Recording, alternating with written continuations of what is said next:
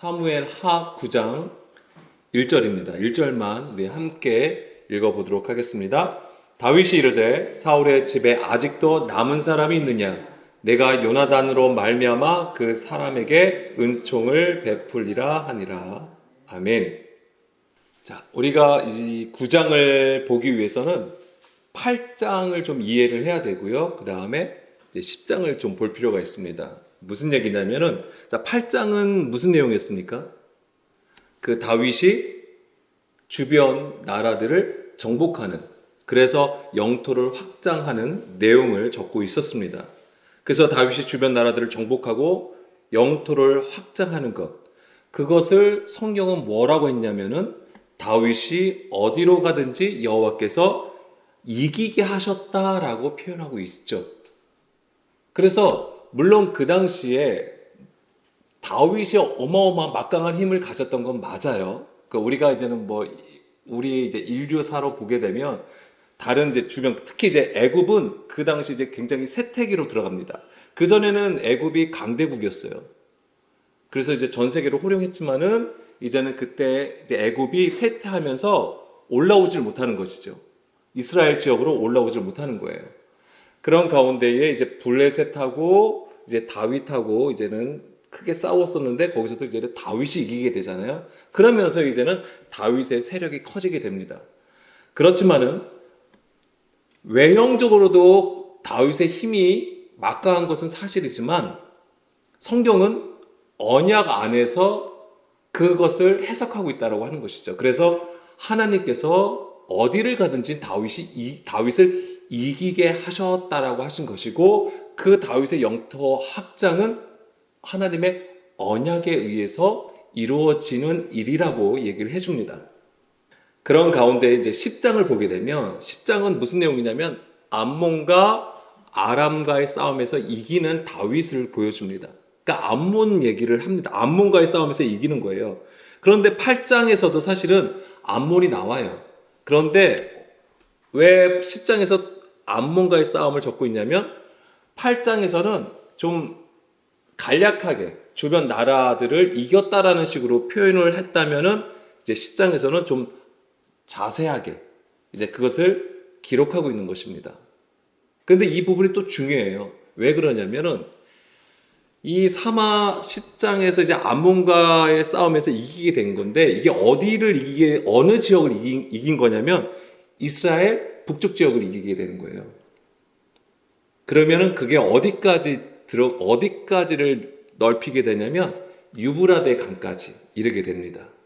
그러면 혹시 기억나시는 게 있을까요? 이게 언약하고 관련되어 있다면 하나님께서 아브라함하고 약속하신 게 있어요. 내 자손이 유브라데 강까지 이르겠다고 말씀을 하신 거예요. 이것을 다윗 때에 성취하게 되는 것이죠. 그러니까 이 암몬과의 싸움이 굉장히 또 중요했던 거예요. 다윗에게는 하나님의 언약이 성취되는 것이고, 그래서 이 다윗 왕국은 하나님의 언약 백성이 하나님 나라를 이루어가는 그러한 모습을 보여준다라고 할 수 있는 것입니다. 그런데 11장에서 무슨 사건이 기록이 되어 있냐면, 여기는 곧바로 안 나오네요. 밧세바 사건이 일어납니다. 밧세바 사건. 그러니까 이때가 어느 때냐면 이제 다윗이 가장 강성할 때예요. 전성기예요. 가장 강성할 때. 이때에 이제는 주변 나라에서 이 다윗을 대적할 나라가 없어요. 그러니까는 다윗이 전쟁터로 나가지 않습니다. 어디에 있게 되냐면 궁에 머물게 돼요. 그 궁에 머물게 되면서 밧세바 가는 사건이 일어나게 되는 것이죠. 근데 이런 부분들을 우리에게 주는 게 너무나도 크죠. 그래서 우리한테 그런 하나님 앞에 불법, 죄, 허물이 어떤 타이밍에 생기는가 우리가 또한 볼 수 있는 것이고, 그것은 이제 11장 다음 시간에 보기로 하고요. 자, 오늘 우리가 이제 보는 것은 이제 9장입니다. 그래서 이 8장과 10장은 영토 확장에 대한 얘기인데 그 사이에 이제 9장이 이제는 기록이 되어 있는 것입니다. 그러니까 중간에 이제 들어간 거예요. 자, 근데 9장은 어떤 내용을 가지고 있냐면 다윗이 요나단의 아들 무비보셋에게 헤세드를 베푸는 내용을 담고 있습니다. 그래서 1절에 우리가 보았듯이 요나단으로 말미암아 그 사람에게 은총을 베풀리라. 그러면서 다윗이 사울의 집 남은 사람이 있는지를 찾게 됩니다. 자, 근데 흔히 여기서 이 내용을 보면은 두 가지로 우리가 사실 볼 수 있는 거예요. 인류사를 보게 되면, 우리 이제 인류의 역사를 보게 되면 어떻게 됩니까? 어떤 나라의 이제 통치자나 정권이 바뀌게 되면 그 정권에 있는 사람들은 어떻게 되는 거예요? 대부분. 예, 색출돼서 죽죠. 왜냐면 자기들이 왕국을 새롭게 세웠잖아요. 근데 그 전에 있던 사람들이 있으면 어떻게 되는 거예요? 쿠데타를 일으키거나 위협을 가할 수 있는 거잖아요. 그렇기 때문에 전 정권에 충성했던 자들을 어떻게 하냐면 다 죽이게 되어 있어요. 대부분 다 그렇습니다. 그러니까 이제는 여기서 딱 1절만 봤을 때는 이 얘기를 했을 때 색출해서 죽이려고 하나? 이제 이런 생각이 들 수도 있습니다만, 근데 우리가 그 후반부를 보게 되면 내가 요나단으로 말미암아 그 사람에게 은총을 베풀리라 이렇게 얘기를 하죠. 그러니까 다윗은 지금 그들을 어떤 위협하고 죽이려고 하는 목적이 아니에요. 그들에게 말 그대로 하나님의 헤세드를 베풀 의향이 있다라고 하는 것입니다. 그런 다윗의 모습을 볼 수 있는 것이고요. 그러면서 우리가 이것도 어떻게 이해를 할 수 있냐면, 아까 8장에서 그 영토 확장이 하나님의 언약의 성취라고 말씀드렸듯이 이것 또한 하나님의 헤세드를 실천하는 다윗의 인격, 다윗의 어떤 그런 자세를 볼 수 있는 것이죠. 자, 9장 2절, 3절 말씀 보겠습니다. 자, 사울의 집에는 종 한 사람이 있으니 그의 이름은 시바라. 그를 다윗의 앞으로 부르매 왕이 그에게 말하되 내가 시바냐 하니 이르되 당신의 종이니이다 하니라. 왕이 이르되 사울의 집에 아직도 남은 사람이 없느냐? 내가 그 사람에게 하나님의 은총을 베풀고자 하노라 하니 시바가 왕께 하르되 요나단의 아들 하나가 있는데 다리 저는 자니이다. 이렇게 알려줍니다. 자, 여기서 다윗의 종 시바가 무비보셋이 있다라고 얘기를 안 해요. 처음에 뭐라고 합니까? 다리 저는 자라고 얘기를 합니다. 왜 이렇게 표현을 했을까요? 그러니까 시바 입장에서는 어떤 생각이 들었을까요? 혹시 사울의 모든 가문에 있는 사람들을 다 죽이려고 하나? 이런 생각이 들 수도 있었겠죠. 그런 생각이 있을 수도 있고, 또한 이 무비보셋이 어떤 상태입니까? 다리 저는 자, 절름발이에요. 그러니까는 절름발이라고 하는 것은 원래 사울 왕의 손자가 되는 거잖아요. 요나단의 아들이니까. 그가 사실은 왕을 이을 수 있는 자였단 말이에요. 왕족이잖아요. 그런데 절름발이라고 얘기를 한 것은 그가 왕이 될 수 있다 없다? 예, 없다라고 하는 것입니다. 절름발이는 왕이 될 수 없어요. 불구잖아요. 그러니까 정상이 아니라는 것이죠. 그렇기 때문에 왕이 될 수 없는 자라는 것을 먼저 얘기를 해주는 거예요. 그 얘기는 여기에는 어떤 의미도 있냐면 하찮고 보잘것이 없는 존재입니다. 이런 것을 얘기해 주는 겁니다.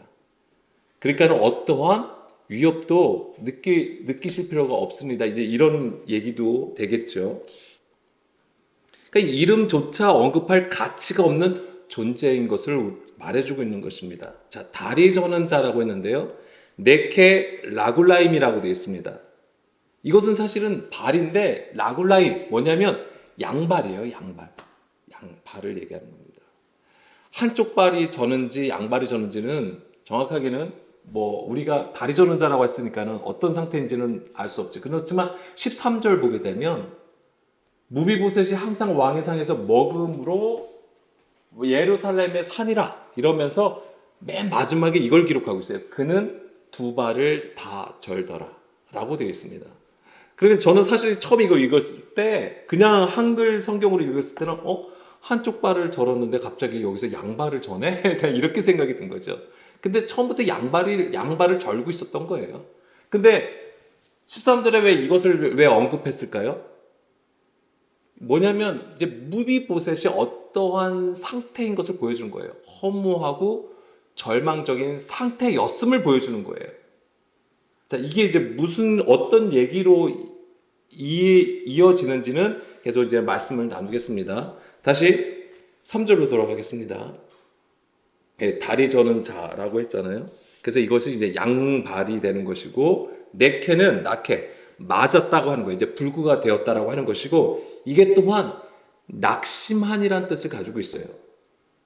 그래서 마음에 통해하고라고 했을 때도 그 통해가 이 낙해라는 단어와 동일한 것이 됩니다.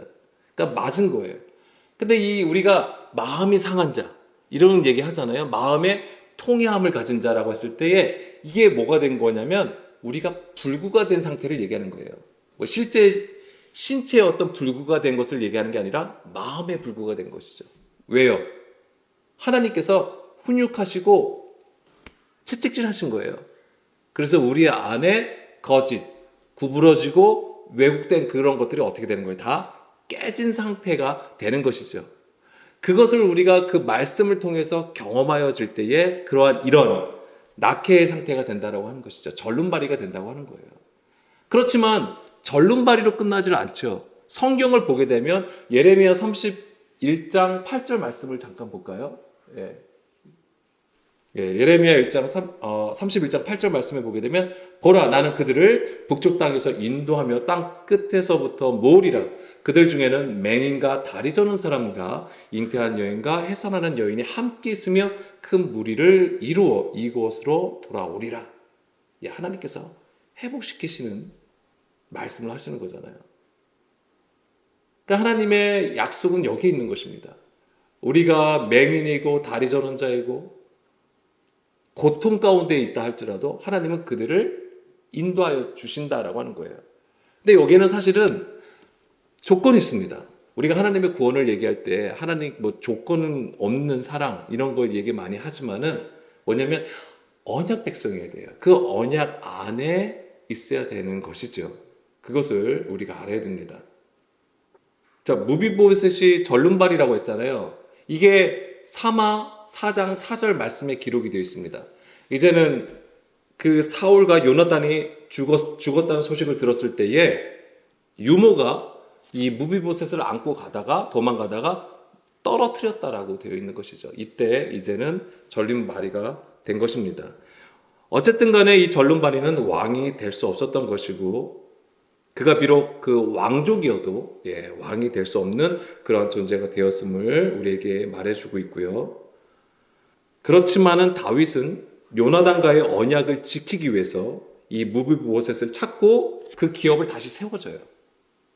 그리고 다윗과 같은 상에서 떡을 먹도록 은혜를 베풀어 줍니다. 그 얘기는 왕자로 대우해 준다고 하는 거예요. 왕자가 된 것이죠. 그럼 여기서 우리가 깨달아야 될 것이 있습니다. 뭐냐면 이 헤세드가 뭐냐 이거죠. 우리가 헤세드 얘기 많이 하잖아요. 하나님의 은총, 은혜, 자비 이거 얘기 많이 하잖아요. 우리가 하나님의 은혜를 얘기 많이 하는데 그것이 무엇이냐? 우리는 이 9장을 그러니까 사막 9장을 통해서도 알 수 있다라고 하는 거예요. 그 은혜가 무엇인지. 그것도 나중에 정리하면서 말씀드리겠습니다. 자, 그런데 이 다윗은 이 요나단과의 언약을 기억을 하고 이제는 이 무비보셋을 세워주는 거잖아요. 자, 3상 18장 3절 4절 말씀이에요. 자, 요나단은 다윗을 자기 생명같이 사랑하여 더불어 언약을 맺었으며 요나단이 자기가 입었던 겉옷을 벗어 다윗에게 주었고 자기의 군복과 칼과 활과 띠도 그리하였더라라고 했습니다. 자, 이때 요나단은 사실 왕이란 말이죠. 왕자잖아요. 왕족이에요. 근데 그것을 뭐예요? 자기의 겉옷을 누구에게 주는 것입니까? 다윗에게 주었다라고 하는 것이죠. 이제 이때부터 이제는 이 왕권이 이제 다윗에게 넘어가는 것을 다 암시해 주는 것이고요. 어쨌거나 여기서 요나단은 사울과 달리 다윗을 자기 생명같이 사랑하였다라고 되어 있는 것이고요. 그러면서 이제 언약을 맺었습니다. 그래서 이 언약 관계는 사랑하는 관계예요. 그러니까 우리가 하나님과의 사랑한다고 했을 때는 이 언약이 반드시 있어야 되는 것이고 이 언약이라고 하는 것은 출애굽기 19장 4절 말씀을 볼까요? 하나님께서 이스라엘 백성을 출애굽한 이스라엘 백성과 시내산에서 언약을 맺잖아요. 그때에 하나님께서 이스라엘을 자기 백성으로 삼으시는데 뭐라고 하셨냐면 5절 세계가 다 내게 속하였나니 너희가 내 말을 잘 듣고 내 언약을 지키면 너희는 모든 민족 중에서 내 소유가 되겠고 너희는 내게 대하여 제사장 나라가 되며 거룩한 백성이 되리라. 이렇게 말씀하신 거예요. 그러니까 하나님께서 거룩한 나라, 제사장 나라, 거룩한 백성으로 삼으실 것인데 다만 뭐가 있어야 되냐면 내 말을 듣고 내 언약을 지키라고 하는 것입니다. 이게 언약 백성이 가져야 될 하나님을 향한 자세예요. 반드시 이게 있어야 되는 것이죠. 그래서 쉐마 이스라엘 들으라. 무엇을요? 주의 말씀을 들으라고 하는 것인데 이게 단지 그냥 문자에 있는 것을 보고 그것을 지키라고 하는 얘기가 아니잖아요. 그 안에 있는 영을 보고 주의 뜻이 무엇인지를 깨닫고 그래서 그 마음과 하나가 되어서 그 영의 일을 하라고 하는 것이죠. 그래서 진정한 언약 백성으로서 너희들이 살아가라라고 하는 것이었습니다. 근데 사실 그렇게 하지 못한 것이죠. 그리고 다시 3상 20장 14절 말씀 볼까요?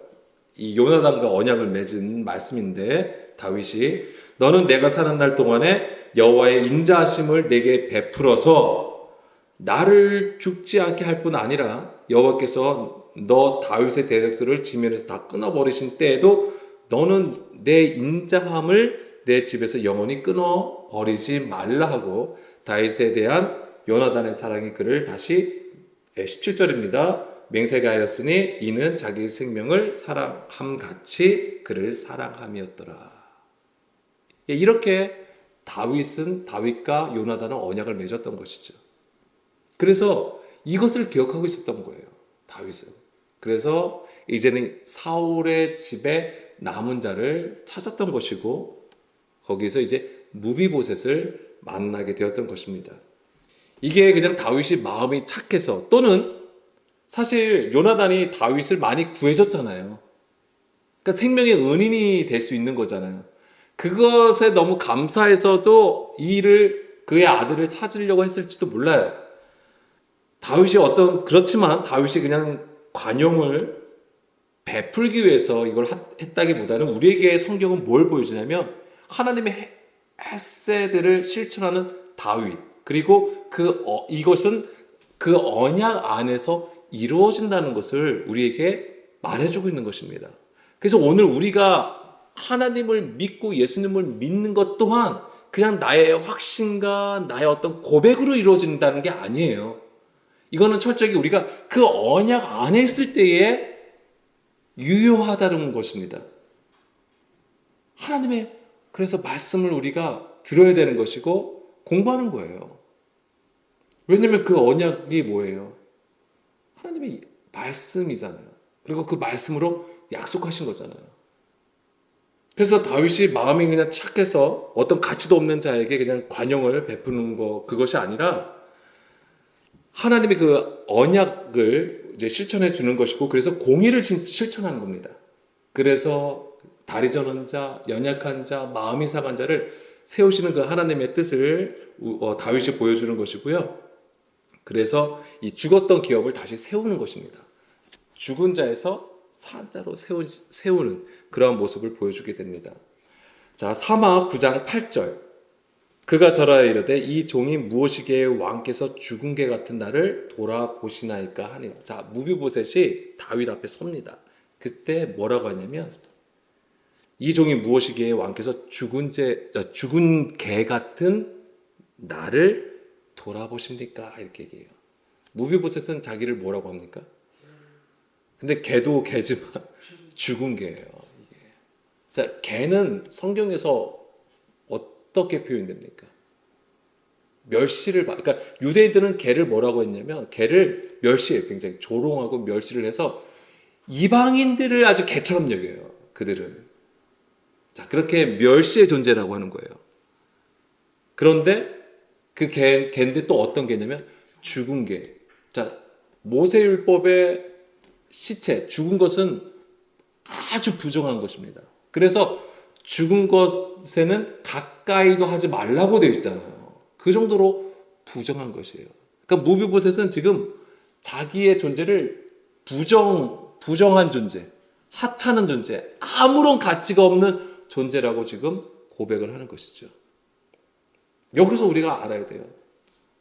우리가 왕 앞에 서는 것이 무엇인지를 알아야 된다고 하는 거예요.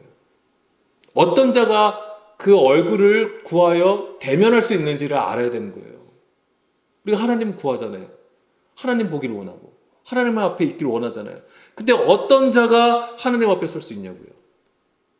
내가 하나님을 위해서 이런 것도 했고 저런 것도 했고 헌신, 봉사, 섬기 어마어마하게 했습니다. 이런 자 하나님께서 만나시는 게 아니에요. 물론 그것이 나쁘거나 안 좋다고 말씀드리는 게 아니에요. 귀하고 소중한 것입니다. 그런데 그 중심은 이 집 무비보셋과 같은 고백이 있어야 된다고 하는 거예요. 자, 누가복음 18장 13절 볼까요?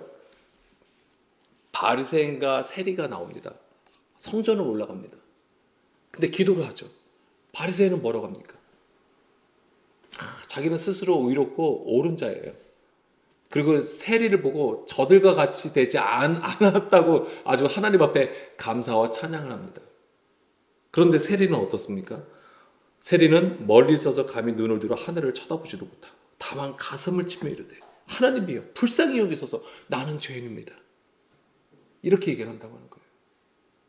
그러니까는 예수님이 뭐라고 합니까? 내가 너에게 이르노니 이에 저 바리새인이 아니고 이 사람이 의롭다 하심을 받고 그의 집으로 내려갔느니라. 무릇 자기를 높이는 자는 낮아지고 자기를 낮추는 자는 높아지리라. 아멘. 누가 하나님의 얼굴을 보겠습니까? 누가 하나님과 대면하여 설 수 있을까요? 세리와 같은 자예요. 직업인 세리를 얘기하는 게 아니에요. 그 중심이 나는 죄인입니다라고 고백하는 자. 그래서 하나님 앞에 그러니까는 하나님 감히 쓸 수 없는 자잖아요. 여기서 감히 성전을 향하여 서지도 못하잖아요. 그럼에도 구하는 거예요. 하나님 저를 불쌍히 여겨달라. 외적으로는 저는 하나님 앞에 어떠한 조건을 가지고도 하나님 앞에 설 수 없는 존재라고 하는 거잖아요. 그래서 불쌍히 여겨달라고 하는 거예요. 죄인이다. 예수님은 이런 자를 의롭다고 하시는 거예요. 이런 자만이 하나님 앞에 설 수 있다고 하는 거예요. 왜요? 하나님의 헤세드가 바로 그렇다고 하는 것입니다. 우리는 쉽게 하나님의 은혜라고 얘기를 하죠. 근데 하나님의 은혜를 얘기할 때 우리는 대부분 우리가 생각했던 것이 될 때에 내가 기분이 좋고 내가 잘 될 때에 이게 다 하나님의 은혜지. 너무 감사해. 우린 그렇게 얘기한다니까요. 물론 그런 부분도 있겠죠. 당연히 하나님의 인도하심과 운영하심이 있으니까 감사하고 찬양하는 거 맞아요. 근데 하나님의 은혜는 그런 것에 있지 않아요. 뭐냐면 정말 죽은 개와 같은 우리를 어느 수준으로 이끌어 가시는 거예요? 왕자의 수준으로 이끌어 가신다고요. 그래서 왕과 같은 상에서 밥을 먹는다고요. 이게 얼마나 큰 은혜입니까? 이게 은혜라고요. 그거를 절대 놓치면 안 돼요. 그냥 내가 내 삶에서 잘 되고 내 삶이 윤택되고 내 삶에서 뭔가 기뻐하는 그런 일들이 아니에요. 그건 잠시뿐이잖아요. 조금만 있으면 또 나쁜 일 생겨요. 그러면 그때 또 언제 또 감사하고 기뻐했는지 그냥 갑자기 울상이 되고 낙담이 되고 싫어하시고 짜증내고 불평하잖아요. 그게 하나님의 은혜입니까? 그러면서 무슨 하나님의 은혜를 찾아요? 그렇다고 하는 겁니다. 그러니까 여기서 지금 이 9장이 보여주는 건 뭐냐면 바로 그 헤세드라고 하는 거예요. 다윗과 무비보셋의 관계를 통해서 하나님이 우리에게 주시는 그 헤세드가 무엇이냐, 이제 이거를 우리가 알아야 된다고 하는 것입니다. 그래서 지금으로 얘기하자면 죽은 자 같은 우리들을 누구를 통해서? 그리스도를 통해서 구원하시는 그 하나님의 헤세드와 사랑을 우리가 봐야 된다고 하는 것입니다. 우리가 죽은 자와 같은 거예요. 그렇지만 예수님을 통해서 우리는 산자로 설 수 있다라고 하는 것이죠. 그래서 이제 하나님이 예수님을 우리 가운데 보내주심은 바로 우리를 멸망하지 않고 영생으로 인도하시기 위한 하나님의 사랑이 있다고 하는 건데 그것이 바로 헤세드라고 하는 것이고 우리가 에베소서 2장 12절 볼까요? 에베소서 2장 12절 13절 말씀을 보게 되면은 그때 너희는 그리스도 밖에 있었고 이스라엘 나라 밖의 사람이라 약속의 언약들에 대하여는 외인이고 세상에서 소망이 없고 하나님도 없는 자이더리. 이렇다고 하는 거예요, 우리가. 근데 이것을 우리가 지금 깨닫고 있냐고요. 우리 이런 고백하기 힘들어요, 너무 지금. 왜? 우리는 당연히 지금 예수님을 믿고 있고 교회를 나오고 말씀을 듣고 있기 때문에 예배를 듣고 있기 때문에 우리가 감히 그리스도 밖에 있는 사람이라고 외인이라고 소망이 없고 하나님이 없는 자라고 얘기를 안 하죠. 근데 우리가 주여 주여 해도 우리의 마음이 하나님과 멀어짐으로써 불법을 행할 수 있다고 하는 거예요. 주의 이름을 불러도 예배를 드려도 그것이 다 거짓이고 외식이 될 수 있다고 하는 것입니다. 그렇기 때문에 우리가 항상 깨어 있어야 되는 것이죠. 13절 이제는 전에 멀리 있던 너희가 그리스도 예수 안에서 그리스도의 피로 가까워졌느니라. 아멘. 바로 예수님의 그 십자가 그 피 흘리심을 통하여서 우리가 속량함을 받았다고 하는 것입니다. 그래서 구원의 길로 인도함을 받는 거예요. 그 십자가를 통해서 우리가 구원 받았다고 얘기를 하는데 그 과정이 있다라고 하는 것입니다. 시작이에요. 구원으로 나아가는 그 시작이에요. 그래서 이제 좋은 밭이 되는 것이죠. 우리의 육신의 구조가 깨지는 거죠. 십자가를 통해서. 그럼 이제 좋은 밭이 되죠. 거기에 하나님의 말씀을 씨를 뿌려주시고 싹이 나야 되고 자라야 되는 것이죠. 그리고 열매를 맺는 그 모든 과정들이 있다라고 하는 것입니다. 그것이 지금 우리의 신앙 과정이에요. 그러니까 인내하셔야 됩니다. 히브리서 12장 12절에서 14절 말씀도 보겠습니다. 그러므로 피곤한 손과 연약한 무릎을 일으켜 세우고 너희 발을 위하여 곧은 길을 만들어 저는 다리로 하여금 어그러지지 않고 고침을 받게 하라. 예. 자, 우리가 다리 저는 자, 맹인, 아픈 자, 그런 가운데 있습니다. 그렇지만은 예수 그리스도를 통하여서 우리가 주의 길로 행할 수 있는 그러한 은혜를 지금 누리고 있는 것이죠. 그렇기 때문에 곁길로 행하지 말라고 하는 거예요. 주의 길은 곧은 길이죠. 근데 여기서 곁길로 행하는 것이 뭐예요? 다리를 저는 상태가 되는 거예요. 그게. 그래서 고침을 받아서 이제 어그러지지 않게 가라고 하는 것이죠. 14절 모든 사람과 더불어 화평함과 거룩함을 따르라. 이것이 없이는 아무도 주를 보지 못하리라. 예, 우리가 주를 보는 것 화평함과 거룩함 구별되라고 하는 것입니다. 샬롬의 상태에 있어야 되는 거예요. 이게 뭐예요? 이게 창세기 1장의 그림이에요. 이게 우리는 창조했을 때 어떤 태초에 처음 시작이 어떤 그 한 사건으로만 자꾸만 보시는데 이게 지금도 내 안에서 일어난다니까요. 지금도 내 안에 우리 안에서 창세기 1장의 사건이 일어나는 거예요. 하나님의 영이 운행하심으로써 빛을 비춰주시고 궁창 위의 물과 아래로 나눠지는 일이 있고 그 다음에 땅과 마른 땅과 바다가 구별되는 그 일이 지금도 벌어지고 있다고요. 그것이 바로 주님께서 찾으시는 백성이에요. 백성을 삼으시고자 하는 하나님의 일이라고 하는 것입니다.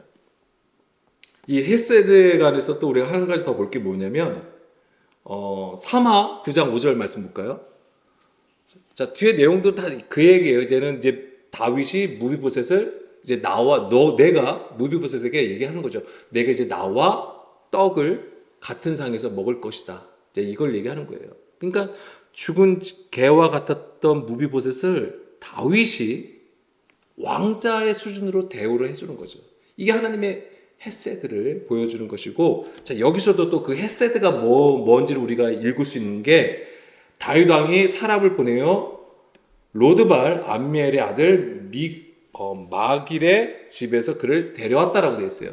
자, 이 무비보셋은 어디에 있었습니까? 로드발 암미엘의 아들 마길의 집. 여기서 마길은 장사꾼이라는 이름 뜻이에요. 장사꾼. 근데 보세요.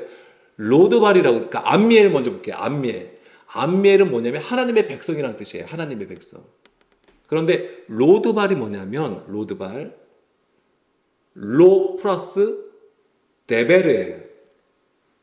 로는 뭐뭐가 아닌이란 뜻을 가지고 있어요. 아니다. 그리고 데베르, 다바르. 무슨 뜻이냐면 말하다, 말씀이에요. 그래서 로드발 암멜은 무슨 뜻이 되냐면 하나님의 말씀이 없는 하나님의 백성, 말씀이 없는 하나님의 백성이라는 뜻이 돼요. 거기에 그 암멜의 아들 마길의 집에서 무비보셋을 데려왔다고 하는 거예요. 자, 마길의 집은 마길은 장사꾼이라고 되어 있는데 이게 어떤 그림으로 저는 읽혀졌냐면 마태복음 21장 12절, 13절 말씀을 볼까요? 예수께서 성전에 들어가사 성전 안에서 매매하는 모든 사람들을 내쫓으시며 돈 바꾸는 사람들의 상가, 비둘기 파는 사람들의 의자를 둘러 엎으시고 그들에게 이르시되 기록된 바 내 집은 기도하는 집이라 일컬음을 받으리라 하였거늘 너희는 강도의 소굴을 만드는도다. 그러니까 지금 여기서는 이 이스라엘은 지금 하나님 앞에 성전 앞에서 지금 뭘 하고 있는 것이죠? 장사하고 있는 거예요. 물론 이들의 목적은 무엇입니까? 하나님 앞에 제사를 드리기 위해서, 하나님께 예물을 드리기 위해서 거기서 지금 장사를 하고 있는 거잖아요. 재물을 드려야 되니까. 근데 이것이 보여 다 자기의 유익을 따르는 거란 말이에요. 하나님께 예배를 드리고 하나님을 섬기고 있는 모습은 가지고 있지만 뭐예요? 다 불법이라고 하는 것이죠. 그러니까 성전의 기능이 상실된 거예요. 하나님께서 성전을 세우신 것은 무엇 때문이에요? 만민이 기도하는 집으로 세우셨다고 하는 거예요. 그런데 지금 어떤 상태가 된 거예요? 강도의 소굴이 되었다. 지금 다시 사마 9장 5절로 가면은 무비보셋은 어디에 있는 거예요? 성전에 있다고 치면은 말씀이 없는 곳에 있는 거예요. 말씀이 없는 곳에 있었던 무비보셋을 다윗이 어떻게 하는 거예요? 어디로 부른 거예요? 그러니까 아직은 성소가 없죠. 그러니까 말씀이 있는 곳으로 온 거예요. 뭐냐? 언약궤는 가지고 왔잖아요. 아직은 다윗성에 있는 거예요. 언약궤가. 그러니까 아직은 성전이 없습니다. 근데 언약궤를 어디다 두냐면 그러니까 다윗 궁에다 둔 거죠. 그러니까 근데 그 궁으로 이 무비보셋을 데리고 온 거죠. 그러니까 뭐예요? 말씀이 없는 곳에서 말씀이 있는 곳으로 데리고 왔다라고 하는 거예요. 이게 하나님의 은혜라고 하는 거예요. 이게 엄청난 거죠, 사실은. 이거를 생각하셔야 돼요. 출애굽기도 마찬가지입니다. 애굽이라는 장소에 있었어요. 이스라엘 백성들이. 물론 하나님의 언약을 가지고 있는 이스라엘이 애굽 안에서 있었어요. 미츠라엘, 좁은 곳, 환란의 장소예요. 그곳에 하나님께서 어떻게 하신 거예요? 심판이 임하고 그들을 이끌어내셨단 말이에요. 어디로 데려가시려고 하는 거예요? 가나안 땅. 그건 하나님의 약속의 지경이에요. 젖과 꿀이 흐르는 땅. 근데 실제로 거기가 풍성하고 외적으로 풍성한 땅이 아니었단 말이에요. 근데 젖과 꿀이 흐르는 그 땅으로 인도에 가시는 거예요. 근데 인도에 가실 때 어디를 거치게 합니까? 광야를 거치게 하는 거잖아요. 그들을 줄이고 낮추게 하심으로써 하나님의 입에서 나오는 그 모든 말씀으로 살아갈 수 있는 진정한 언약 백성으로 삼으시기 위해서 반드시 그 과정을 거쳐야지만이 가나안 땅에 들어가는데 가나안 땅에 그러한 자가 들어가야지만이 비로소 젖과 꿀이 흐르는 땅이 되는 거예요. 열매 맺는 좋은 밭이 되는 거예요. 100배의 결실을 맺을 수 있는. 지금 무비보셋이 이 하나님의 은혜, 물론 다윗을 통해서 보여주시는 거지만 다윗을 통해서 어떻게 하는 거예요? 말씀이 없는 그곳에서 어떻게 하는 거예요? 말씀이 있는 곳으로 들어오는 것입니다. 이게 하나님의 헤세드라고 하는 거예요. 자, 지금 우리가 말씀이 없고 깨닫지 못하는 가운데 있어요. 그런데 성령의 가르침을 받고 하나님의 성령의 가르침을 받아서 그 진리 가운데로 인도함을 받아요. 깨닫게 돼요. 그것이 하나님의 은혜예요. 그것을 찬송하셔야 되는 거죠. 그것에 감사하시는 거예요. 우리가 그러한 하나님의 은혜를 누렸으면 좋겠습니다. 오늘 9장은 사실 이 얘기예요. 하나님의 헤세드가 어떤 것인지. 그리고 10장은 암몬과의 싸움에서 이기는 장면이에요. 그리고 그 이후에 이제는 다시 이제 11장. 그래서 다음 시간에는 11장을 볼 겁니다. 아몬 어차피 10장도 그 영토 정복하는 내용이기 때문에 자, 오늘 우리가 또한 오늘 나누신 말씀들 다시 한번 우리가 마음에 새기길 원하고요. 하나님은 정말로 그 이스라엘 백성들을 정말 좋은 포도 맺기를 원하셨어요. 그렇지만 하나님의 뜻과 달리 그들은 들포도를 맺게 되는 것이죠. 우리도 그것을 알아야 돼요.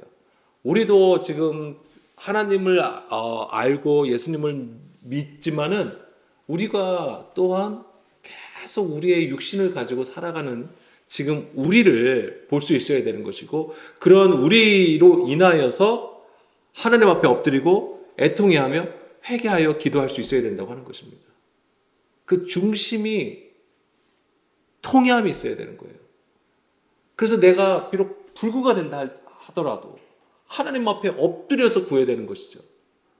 나는 죽은 개와 같은 자입니다. 나는 죄인입니다.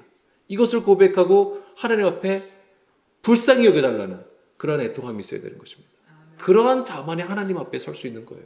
하나님은 사실 그런 자를 찾으시는 것이고, 우리 스스로가 옳다고 하는 것, 우리 스스로가 선줄로 생각할 그 모든 교만함, 거만함을 깨트리고 오늘도 우리가 주님 앞에 섰으면 좋겠습니다.